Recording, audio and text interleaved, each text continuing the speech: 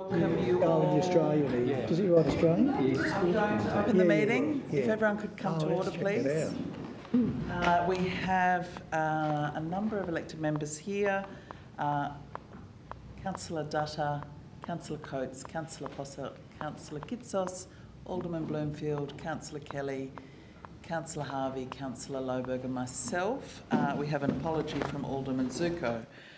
And just to acknowledge that we have a live streaming to the community, and there are no leaves of absence. I'll start with acknowledgement to country, recognising the deep history and culture of this place. Wish to acknowledge the traditional custodians of the land on which this city was built. Item 2 is indications of pecuniary and conflicts of interest. For our one item, would anyone like to declare any interests? There being none, we'll move on to our officer report, which is on the Macquarie Point Planning Permit Bill 2025 submission. And see if someone would like to move the item.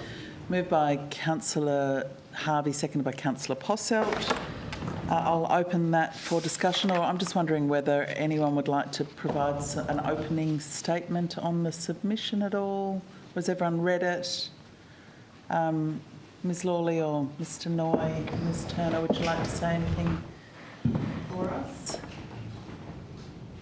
Any introduction, or just open it for questions?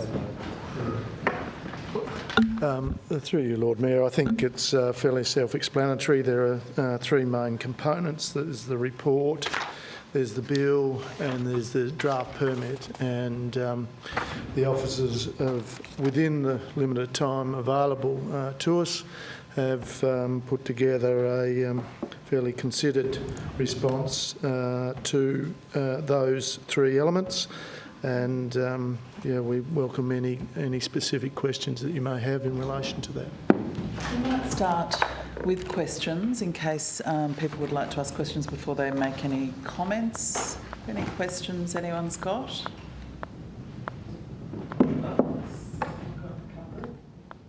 Got any straight away? Just wondering around the just on 1.6.2, interpretation and consultation. What things will the government consult with Hobart City Council on? Because I know we've said we want a clearer definition of what consultation is, but so the stormwater, is there anything else that we're listed as being consulted on? Thank you, Lord Mayor. The bill has a number of touch points for consultation. And I don't have them all to hand, but it is mainly in the bill that requires consultation. So, for example, where there's an amendment to the planning permit, consultation is required to be had with the Hobart City Council.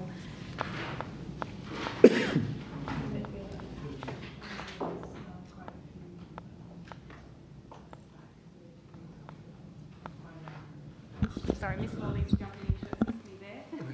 Sorry. So with the enforcement responsibilities in the planning permit, we are to be consulted for quite a number of plans and documents. So we're obviously the sole enforcement responsible for stormwater design. However, we are to be consulted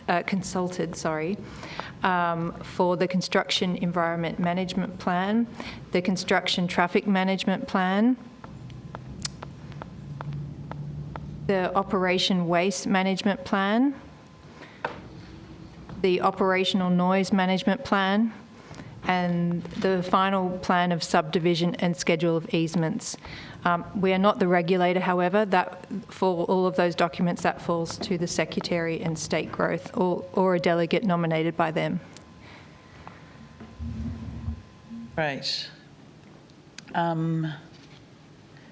The other one I was going to ask about was whether the you'd anticipate that the construction management plan would be public? Would it be a public document? And if, could we suggest that that would be a good idea for something that's going to probably, people are going to be interested in that process and affected by that process?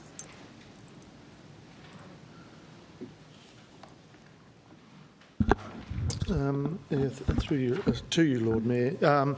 We've certainly encouraged them to use best practice, and it would be normally best practice to provide a copy of that to key stakeholders and adjacent property owners, of which we would be one. And also contact details on the site around those matters. So that would be normally to the extent of what we would require. We wouldn't necessarily make it publicly available, but certainly available to those key stakeholders that would be impacted by that work. Okay, so would that include, for example, the Glebe Residents Association who would be, and the Wapping community who would be impacted by presumably construction noise?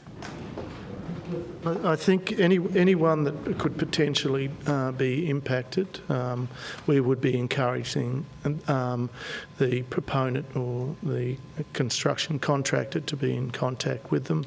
It is our experience that anyone that is impacted will be contacting those people anyway, certainly those contractors raising issues. So. Is it possible to make that just really super clear in our submission that sort of transparency would be part of best practice? Look, we certainly can, Lord Mayor, including, providing copies to key adjacent agencies and entities. Yep. Okie dokie. Any other questions anyone's got on the submission or the Councillor Posselt? Yeah, thank you, Lord Mayor. Just a question which is tangentially related, I guess, to this submission progress, but has Council ever been informed, or the general public indeed have been informed as to specifics of why the alternative stadium proposal was not progressed and it seemed to be refused very early in the piece? Because this legislation, I don't think, speaks at all about the alternative that is on the table. CEO? Thanks, Lord Mayor. Yeah, so obviously the matter that's before the council tonight is specifically the Macquarie Point Planning Permit Bill. In respect of it, this is a linked matter, so I can say that we haven't been formally advised in terms of why that proposal wasn't considered by the government, other than what we've read, in media reports. So, but no formal advice.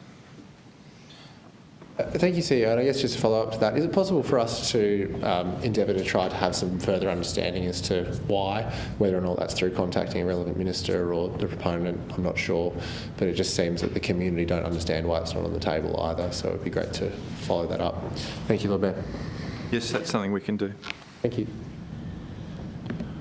If there aren't further questions, can I just also ask a little bit more about the rivulet? There's a couple of times it's mentioned in terms of being able to access it potentially through other, there's no longer an easement for us to access it. Is that the concern? The documentation indicates that the easements will be maintained. We've just brought attention to the fact that access to the outlet will need to be we will need ready access to the outlet port, and that should be accessible either via the Mac Point site or from the Northern Road, but that's still to be established. Another question relating to the rivulet and stormwater. I understand from other documents that we've prepared that there's a concern that there could be inundation issues with some of the stormwater outlets, sort of in certain high tides or sea level rise, could see water coming in Is that something we're putting in as extra studies or extra conditions or issues around conditions? Are we addressing that in any way?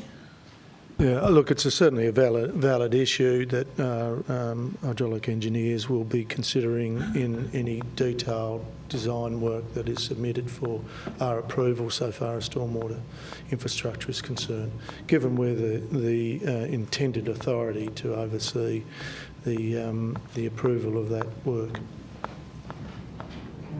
And if there was damage done to the rivulet during construction, probably more around the Northern Access Road, does this section, clause 34, remove our appeal rights to take action against that damage? Clause 34 on the appeal rights issue. No, it doesn't. And there is a requirement to do a dilapidation report associated with that piece of infrastructure, and we are certainly mindful of protecting that during this construction process. So the appeal rights are just more against the planning approval rather than appealing against damage to infrastructure? That's certainly my understanding, Lord Mayor.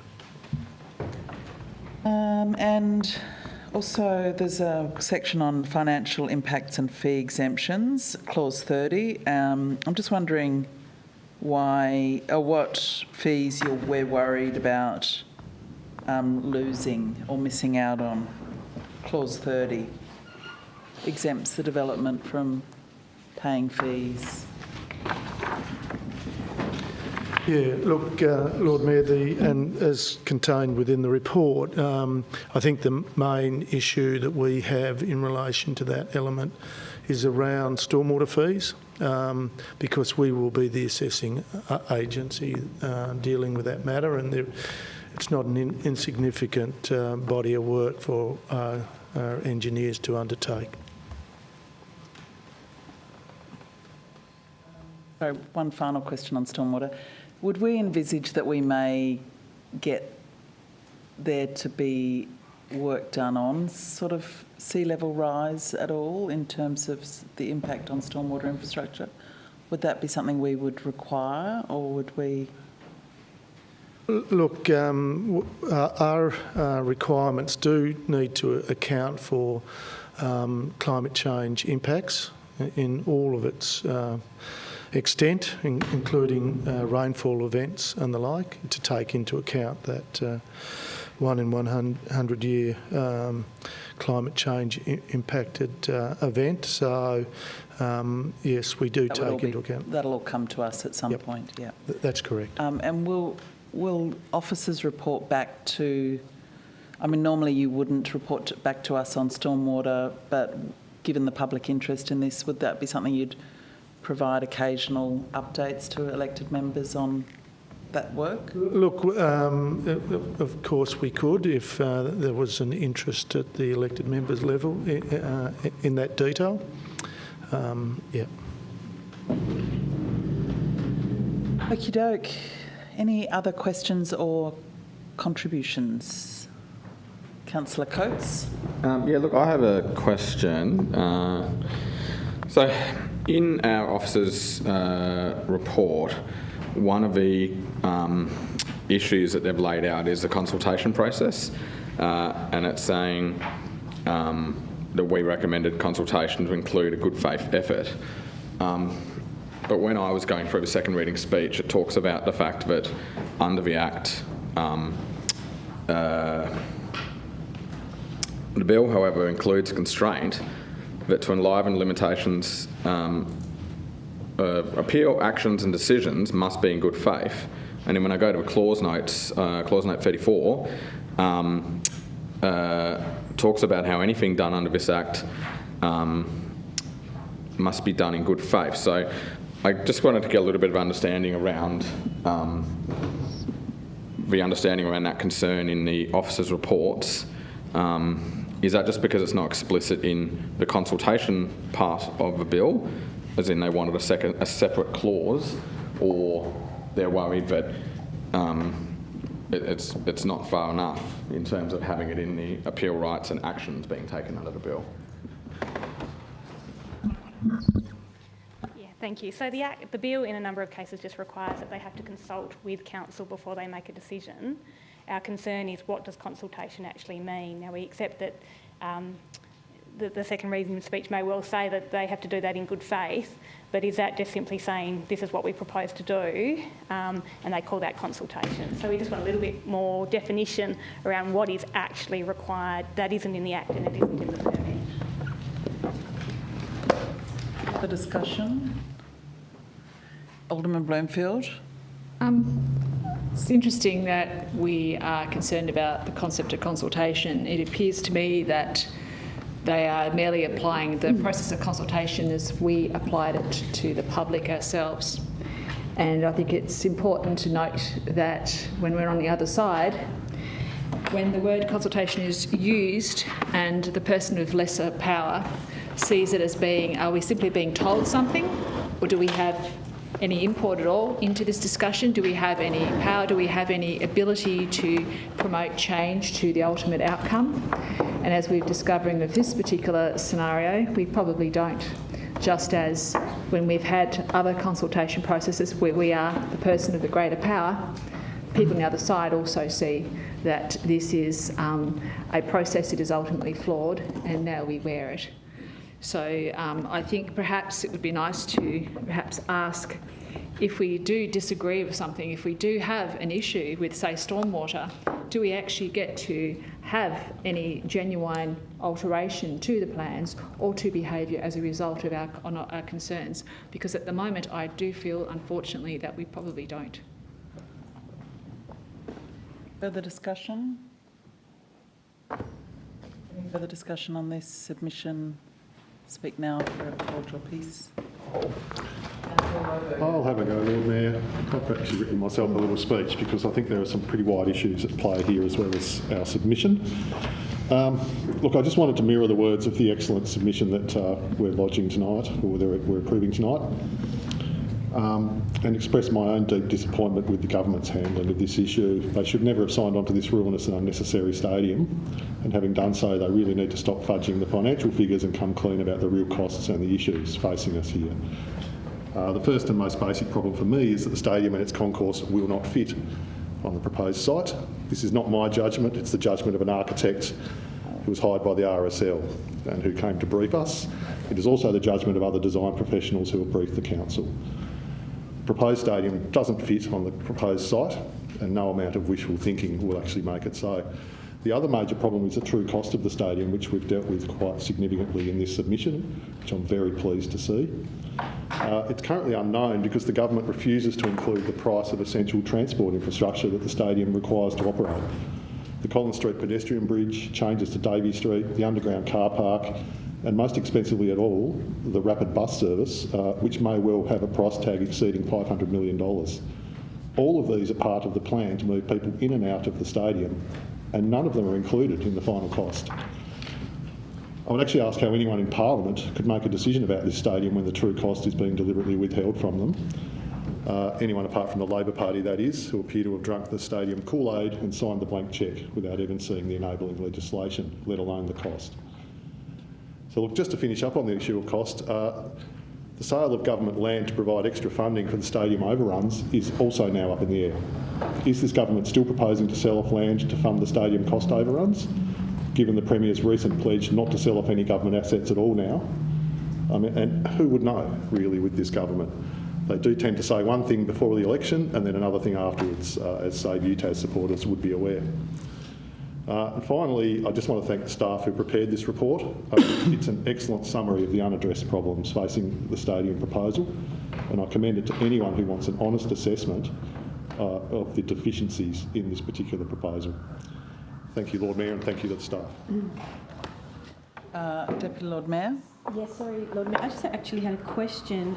Sorry, I forgot to ask it earlier. When there was a consultation period set for either the POS process or the consultation that community could provide, I was just wondering, what was the date of that?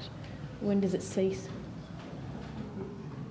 Sorry, for this item, or for this item, it was a 3-week period. It closes on the 16th of June, so next Monday. It closes on the 16th of June. And do we know when this enabling legislation was tabled?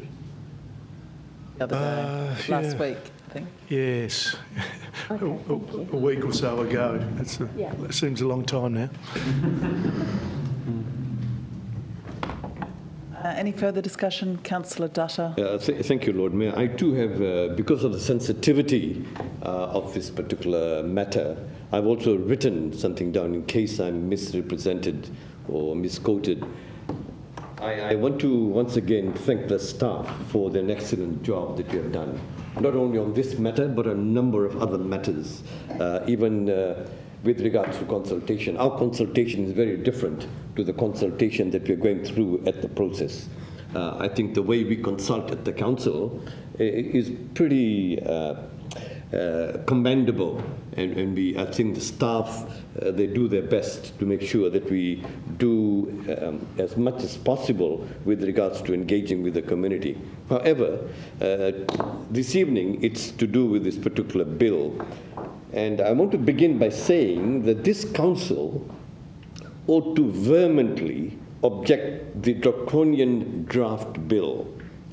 This draft bill constitutes a brazen assault on transparency, on accountability, and community rights.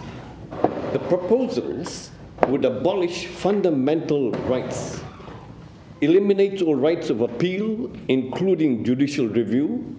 This would dismantle the very fabric of our democratic system, leaving the citizens vulnerable to arbitrary and unjust decisions because there is no appeal process given to them. It also concentrates dictatorial powers in the minister, more like a communist or a totalitarian regime. I think empowering the minister to unilaterally direct amendments to planning schemes without oversight or review would grant unchecked authority, inviting abuse of power and corruption. There is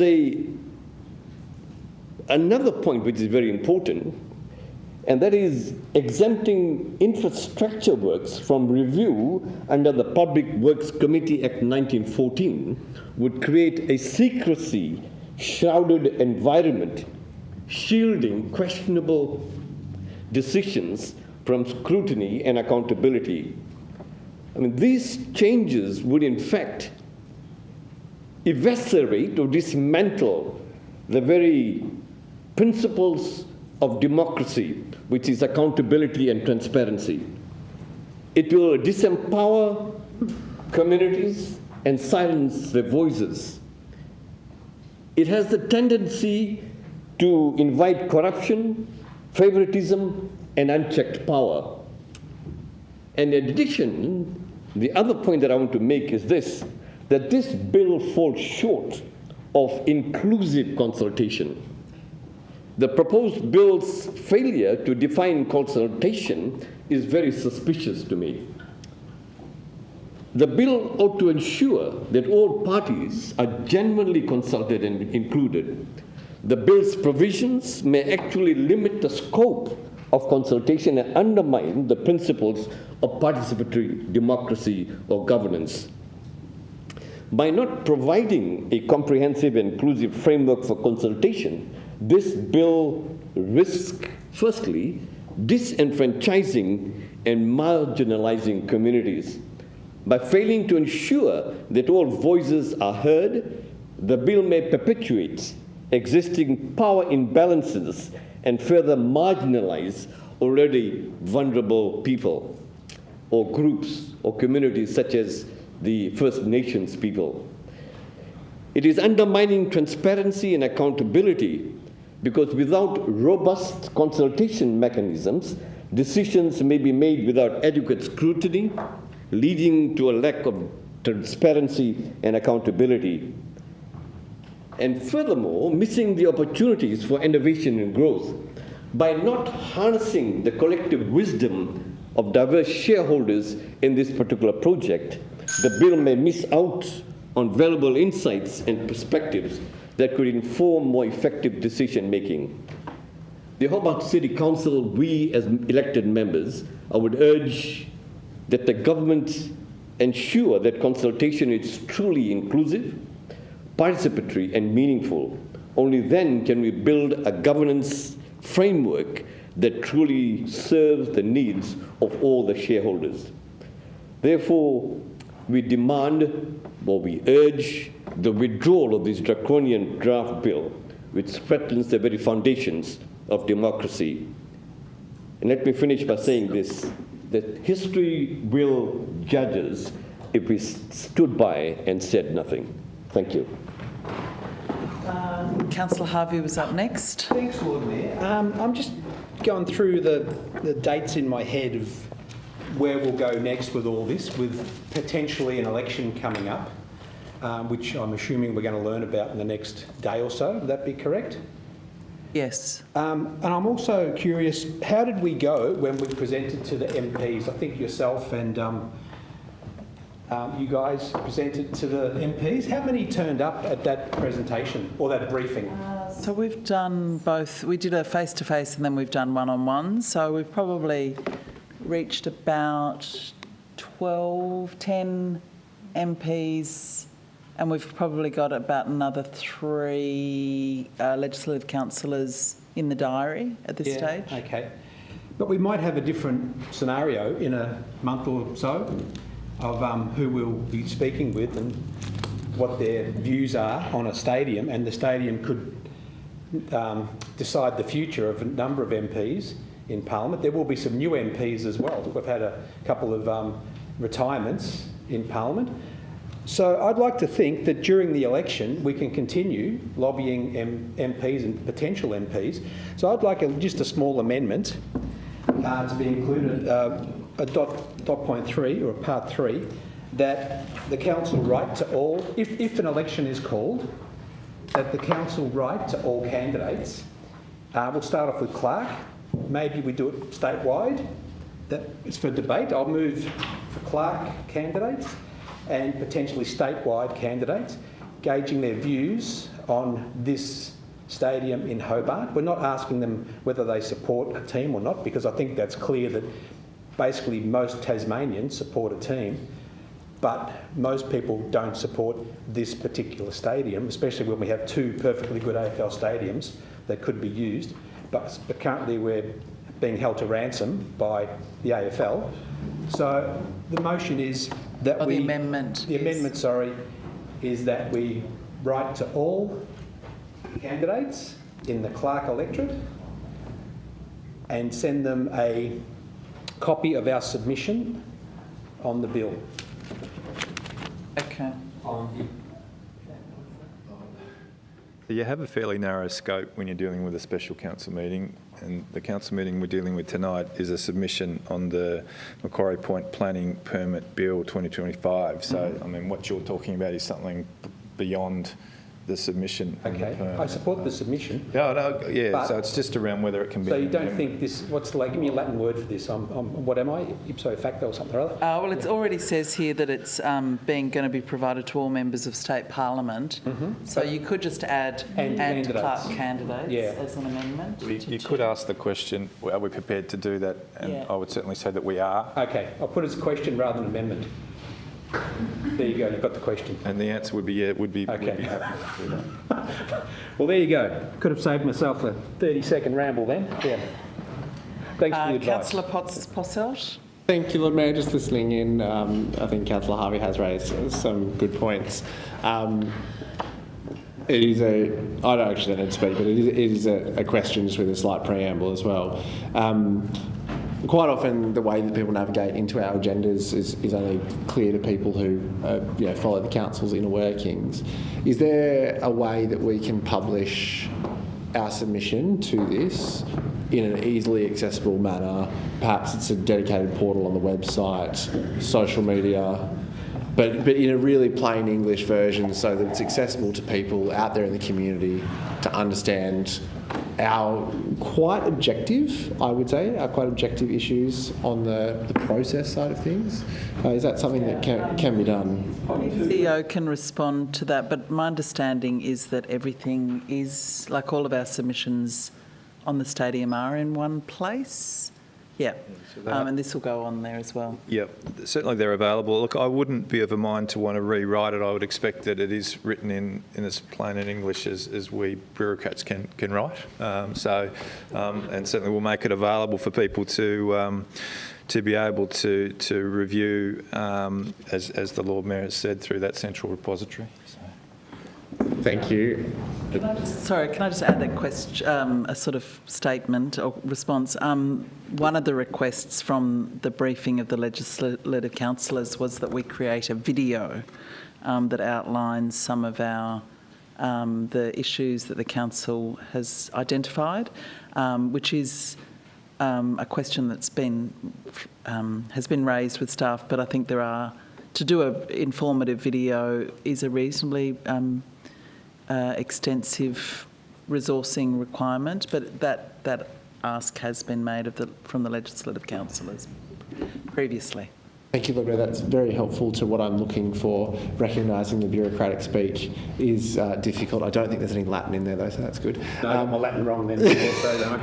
But I would be strongly of the mind to produce that video, given the costs that has gone into the POS process for the council and the ratepayer.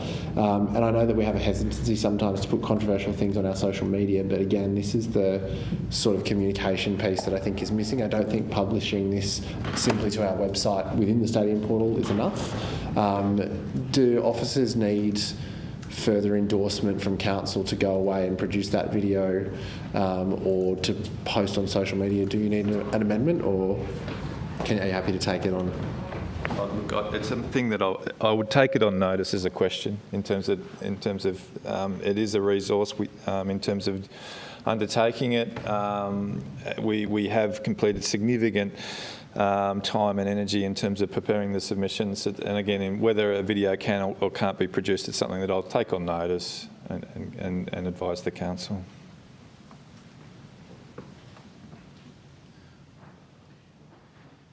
But if you wanted to be sure that you would have to produce an amendment, or well, again, it's not really linked to the submission on the. It's not really part of our submission on the Macquarie Point Planning Permit Bill, which is what we're here to consider tonight. You're seeking to be able to communicate it post a submission, and again, I'm happy to have a look at it in terms of committing to doing it. I think there's some implications and some things that we would need to work through to consider, and I'm happy to do that. Yeah. I'll just add the final bit, which would be that I think I would read it as an amendment to point 2. A more specific amendment to point 2 would be where I would insert it. But as I'm always happy to take bureaucratic advice from CEO and everyone that works with us. And we do have a council meeting in 2 weeks that we can deal with this if we need to allocate a budget or something like that. So. I'd take the Lord Mayor's comment as well as leave it in the CEO's hands. Further discussion? Councillor Coates. Thank you, Lord Mayor. Look, a quick contribution from me and just picking up on a few conversation points. So I think it's important for us to recognise that, this is a bill. It was introduced, I'm on the Parliament website now, it had its first reading, hasn't had a second reading, hasn't had second reading agreed, hasn't been referred to committee, hasn't gone upstairs. There still is a lot of time here for community members, us, other groups to respond, to engage, to consult. I think in terms of making information public and available and accessible, because this is a bill of Parliament we're dealing with, and I note it was sent in there to send it to members of Parliament, but we've got to remember members of Parliament then have the ability to table documents. So if they believe that it's in the public interest, they're empowered to do so. We don't need to sort of push everything in everyone's face necessarily, albeit I do take the point that it's a bit weird to be debating a submission on a bill for a parliament that may well get dissolved before this bill sees the light of day. So it might be a matter for the next council meeting advocacy going forward. But look, ultimately, I think part of the reason we're here is when you design planning schemes, you can't predict the future. You can try, but you're never going to get it correct. And, you know, it is probably a reasonably true statement that the drafters of the planning system for Tasmania wouldn't have envisaged that sort of facility sitting in that sort of site, which is one that has a significant opposition to. And so if you've got a situation where the government of the day, the opposition of the day, are seeking to progress something, and you don't want it to be lost in endless appeals and endless processes, then sometimes you do need to find ways of getting that through. So we've heard tonight that it's a dictatorial, invites corruption. I mean, I think doing an honest and open debate in the Parliament is as least corrupt a way as you can do it, as open and transparent a way as you can do it. As I read the clause notes, there's clauses that talk about consultation. Yes, it's a quick process. It's a quick process because they've actually got to get the ability to start getting this thing built. We do want a team in Tasmania. Most people, I believe, want a team in Tasmania, but that does result in timelines. You know, we can't have a team in 2040. And so this is where the process has landed. I think some of the comments are fair from the officers in the report, but I don't agree with many of them, and I do think it does take a slightly one-eyed approach to some of the deficiencies in what is a process to speed things up, without sort of taking that bigger picture approach. What is it that we as a state are trying to achieve and enable here? And so, look, it would have been amazing if our existing planning processes had enabled a very quick and easy process for this thing to get designed, built, developed, approved. Unfortunately, that's not the way, and so there's now a process where a bill is being introduced into Parliament. I think that is a perfectly valid approach. It's open and transparent. We're now providing a response to that. So, look, I believe that is all fair and above board. You know, we'll all find out probably in the next few months where this lands in terms of elections and results and campaigns. But, you know, I think it is fair to say that as members of the community that are vehemently opposed, there are many members of the community who are really, really in favour. And so, unfortunately, it's going to be one of those ones where someone's going to lose out. I would love to see a stadium there, you know. I moved to Hobart back in, 2006 for university. You know, that Macquarie Point site has spent the majority of nearly 20 years now essentially not being used by the people of Hobart, the people of Tasmania. I would love to see that place activated, and I'd love to see a team. I think that's been a long-standing dream. So, look, there's some good points, there's some bad points. Where we find ourselves as a state and as a city is interesting, and a process that's now in front of us.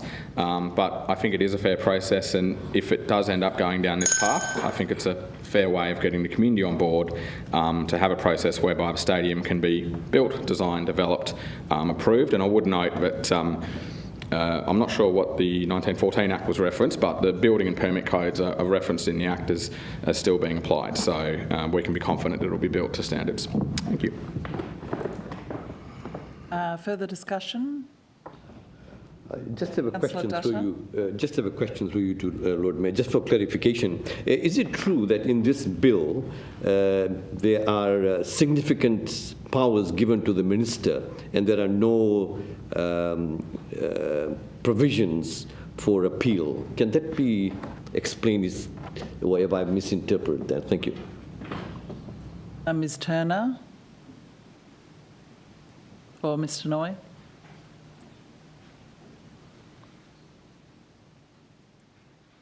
Ms. Turner.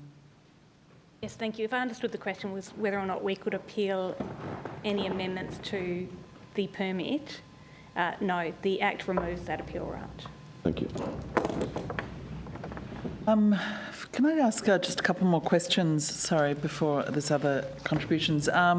Schedules 3 and 4, the Aboriginal and Historic Cultural Heritage, the point, it's on page 12 of the report. Can staff remind me how many Aboriginal artefacts are estimated to be under this site? Lord Mayor, we understand it was in the order of 7,000 artefacts. So am I right in sort of interpreting what you've got here in this paragraph to say that Aboriginal Heritage Tasmania won't be involved in the process of sort of setting standards for what happens to those or approving the removal of them, or yes or no? Sorry. So the permit in Schedule 3 has a list of Aboriginal heritage conditions. What our concern is similar to the stormwater conditions, is that in fact we as Hobart City Council don't have enforcement powers for our own stormwater conditions, nor have they granted enforcement powers under the Aboriginal Heritage Act for the Aboriginal heritage conditions. So simply what we're suggesting is under the bill, it provides that LUPA or the Aboriginal Heritage Act or the Historic Cultural Heritage Act or the Environmental Management and Protection Control Act can apply to permit conditions as if it was granted under those acts. And so we're suggesting that they do that for the schedules so that the Hobart City Council conditions are issued as if they were issued pursuant to LUPA, so we have the enforcement powers under LUPA.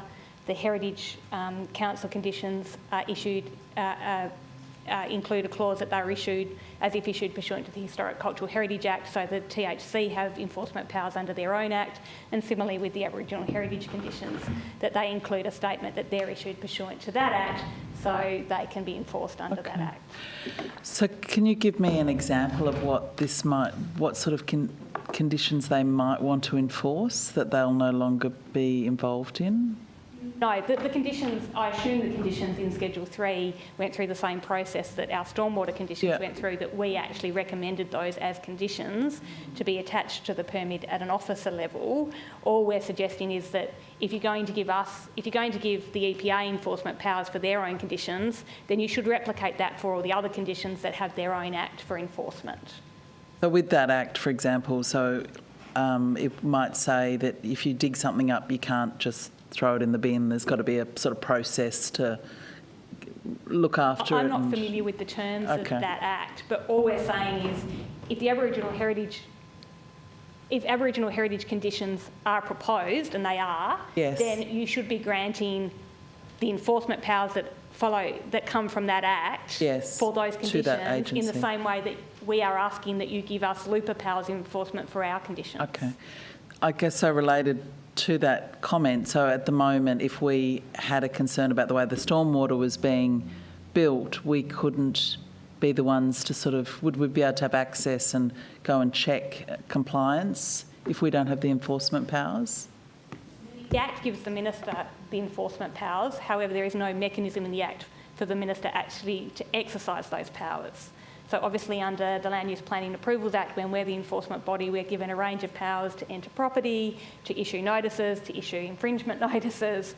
There is no powers in the Act, in the bill, that replicate those powers. What we are asking is that you give us the LUPA powers for the stormwater conditions so that we can make sure that our infrastructure is protected in accordance with the conditions.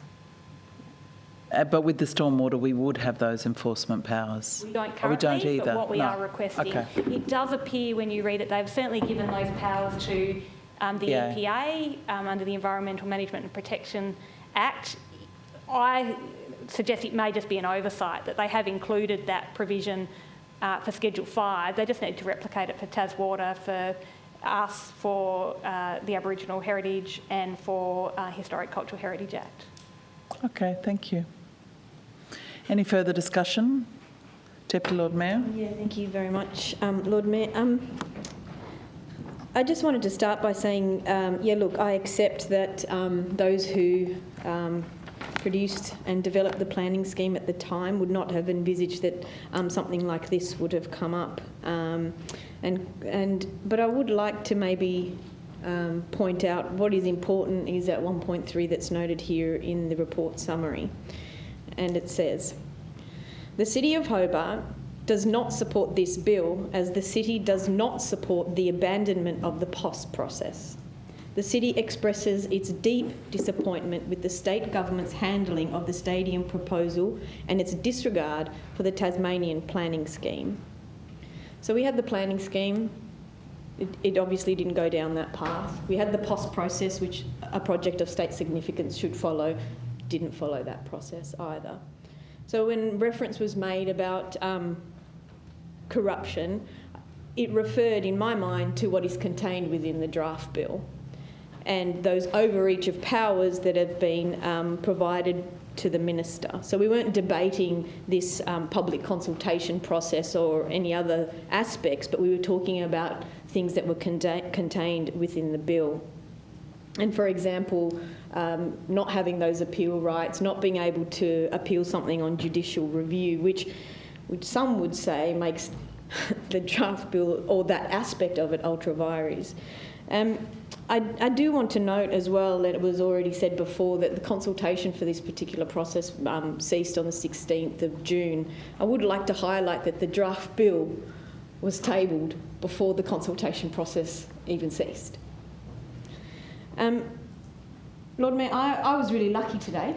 I had the pleasure of attending the She Devils, inaugural She Devils event today put on by the Tasmanian Football Club, where I heard some wonderful, inspiring stories from women who are trailblazers within the AFL and also within sport broadly. And the feeling within that room was palpable. It was positive, it was vibrant, and it reiterated that we all want this aspect of the AFL team. We as Tasmanians should collectively support that idea. And of course, those who really love AFL or love the team, the club, they're going to advocate for that. But I think what's really important to understand is, as I sat there today, I realised I have two completely different roles, as many of us do around this table. Maybe we're fathers, we're mothers, we're cousins, we're aunties, we're uncles, we're brothers, we're sisters. And I went there today representing the Hobart City Council, but also as a Tasmanian wanting for Tasmania to have an AFL football team. But when I look at this as a separate issue when we're talking about the stadium, I put on my hat of, okay, a completely different role. And in the same way, the Hobart City Council puts on a different role as well, as can be noted in 3.1.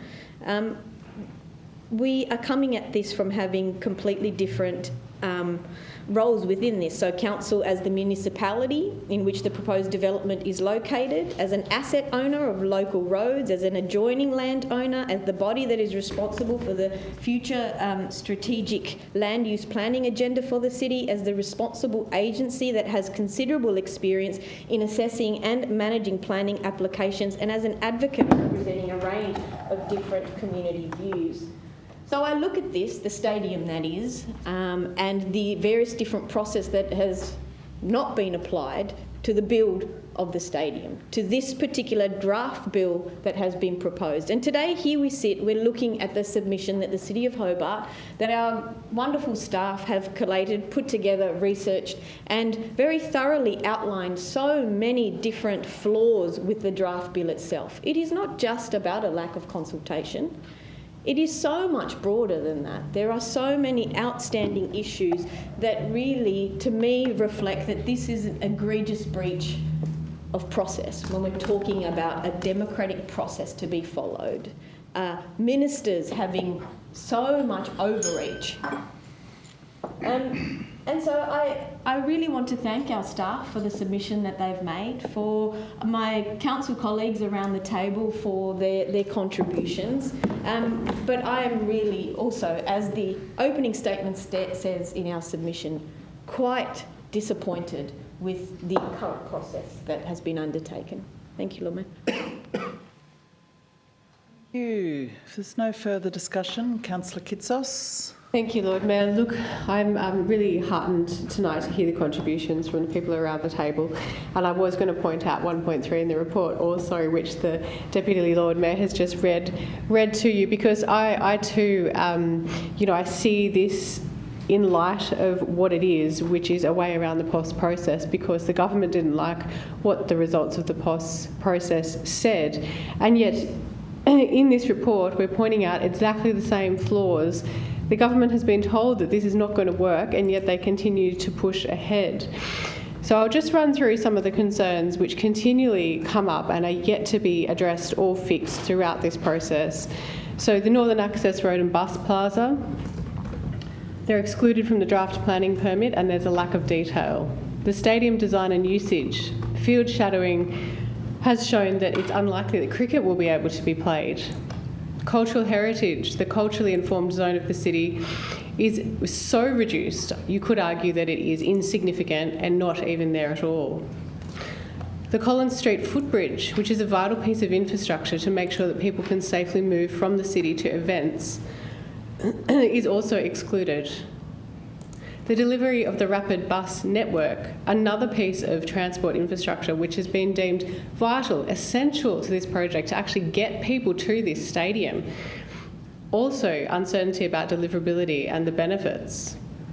Pedestrian and cycling infrastructure, something that the government never takes seriously, again, despite the fact that they say that a portion of people arriving at the stadium will do so by active transport, there is no investment into this space. Precinct design and connectivity. The city has concerns regarding the narrow laneways proposed, the poor connectivity to the rest of the city, which will hinder the precinct's success. I see this precinct as a concrete wasteland in between games, instead of a vibrant part of our city in which we can all engage. They also talk about concerns of solid waste and hazard material management and what this means for the city to actually deal with these. So I absolutely commend this report. I know the amount of work that's gone into it. There's a huge amount of legal detail, and picking up on this issue of enforcement power I think is really, really important. And I think we do need to make sure that consultation is not just simply a letter where we're informed about what's going on, but that we actually have a say in the process. So well done to everyone involved with this. It's a huge piece of work and something that is really, really important. And then again, I am just absolutely disgusted that the government has gone around the POS process to bring this enabling legislation. Thank you. Okay, if there's no further discussion, I'll put the motion. All those in favour say aye. Against say no. Carried. All those in favour put up your hands. Favour. Councillor Dutta, Councillor Passelt, Councillor Kitsos, Councillor Lohberger, Alderman Bloomfield, Councillor Kelly, Councillor Harvey, the Deputy and the Mayor. And against? Councillor Coates. Okay, so that item is complete, and that brings our meeting to a close.